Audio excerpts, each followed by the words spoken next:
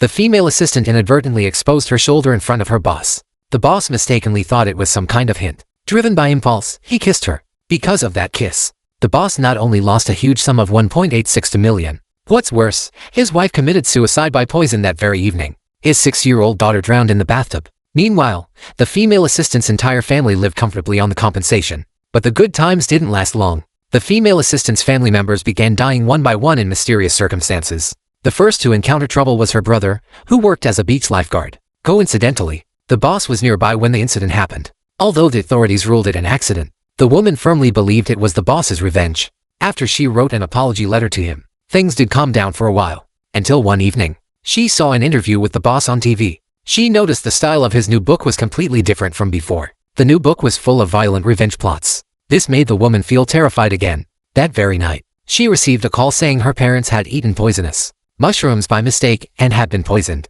By the time she rushed to the hospital, her parents could not be saved despite efforts. Her grief-stricken brother held her tightly, but she was completely stunned and could not pull herself together for a long time. Once she snapped out of it, she immediately concluded that the boss was the murderer, because she remembered clearly that when she was working there, she had mentioned to him how her parents would always treat themselves to a mushroom feast on their wedding anniversary. She had even detailed to the boss which mushrooms were toxic and which were safe to eat. There was no way her parents so knowledgeable about mushrooms could make such a mistake, she believed. She was certain that this deadly chain of events was the boss's retribution. But her brother insisted she was just shaken and reading too deeply into things.